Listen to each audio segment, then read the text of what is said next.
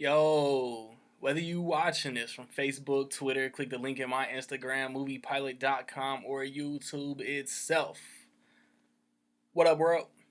So I just watched Coco, and if my count is correct, it is the 19th animated release from Pixar, man. Disney and Pixar, man, they're the standard, man. They're the mountaintop of cinematic animation, and it stars there's so many people I'm gonna have to read. I'm gonna have to, you know what I'm saying? I have to read right quick, man. Anthony Gonzalez, Gael Garcia Bernal, Benjamin Bratt, Renee Victor, Anna Ophelia. I can't even pronounce that one, man. That's my bad. Alana Ubach, Jamie Camille, Sophia Espinoza, Celine Luna, Edward James Olmos, Alfonso Orao, Luis Valdez, Lombardo Boyor, Octavio Solis, Gabriel Iglesias, Cheech Marin, Carla Medina, Natalia Cordova-Buckley. She's on Agents of S.H.I.E.L.D. I know her. And John Ratzenberger, man. John Ratzenberger's in every Pixar movie. And it's directed by Lee Unkrich.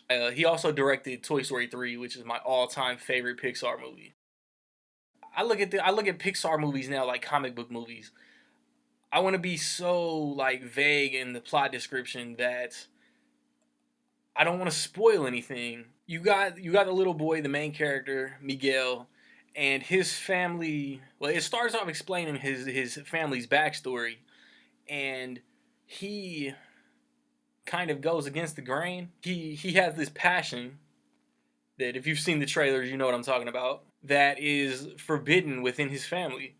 And he makes a discovery, winds up in the land of the dead.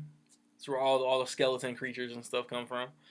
And then these different motivations to go back home all arise, and he's just on this adventure trying to right some wrongs, if you will. And man, I absolutely love Coco. Like I said, with 18 movies, Pixar has some of the greatest animated movies over the past 22 years. Man, this movie is colorful. It's so beautiful. It's got funny characters. Miguel is a great lead. The Mexican culture shines throughout this movie. I practically live in Mexico. I couldn't understand half of the dialogue, but I understood what I was supposed to understand to get proper enjoyment out of this movie, man. There's something that they do, like Miguel. There's a specific, he's on a clock, and there's something that they do with his character that it looks really, really cool. Man, it's emotional. It hits you in the feels. I don't know if I've been hit in a long time. There's plot and story reveals that good on you. There was a reveal that I was like, okay, this is gonna happen, and that happened. But then there was another reveal toward the end that just completely just surprised me. And, man, it's funny, man. Pixar movies are funny. I mean, it's got good characters, man. But my wife talking to me and just telling me how things go in the culture. There are things that are emphasized in the culture that I caught on to that were funny. I caught one nod to the Pixar world. I caught a Pixar Easter egg. I mean, that's really it. I have no flaws with this movie at all. I loved it. There's a short. There's a Frozen short, like Olaf's Winter Time Adventure or whatever it's called. That thing is not a short. To me, it doesn't stand out like Paperboy or the one with the dog or the one with the islands a couple years ago. But it's still good. It's still funny. It's basically it's basically saying, hey, Frozen 2's coming out, guys. Get ready. But it's not a short, man. That thing is long. So long that people in the crowd were tracking down ushers, hey, are we in the right movie? Where's Coco? And it was funny to me because I knew what was going on, and other people, I guess, who don't go to the movies that much aren't used to Disney having little mini movies before the actual feature. I think I talked about my love of the movie without giving anything away, And I think I covered everything I wanted to say, even though I really feel like I didn't say anything.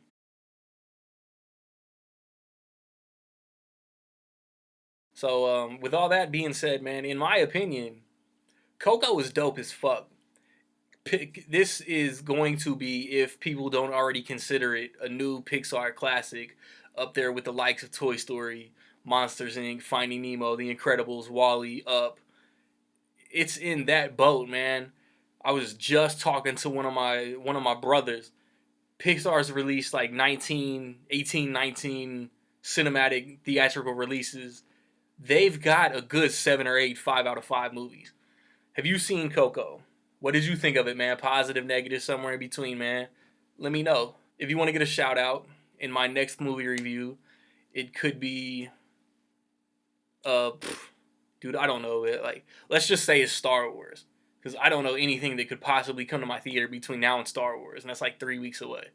How much will Coco make opening weekend, man? Between $2 million, man. Higher or lower? Get your guesses in before noon Central Time, Sunday kickoff.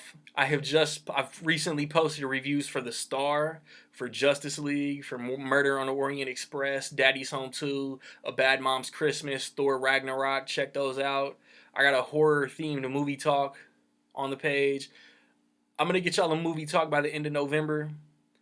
Some type of Christmas themed video. I need to narrow down 10 movies that I really want on this list. Like, subscribe, comment. Find me where you find me, man. Don't know where to find me. Watch these credits. Peace.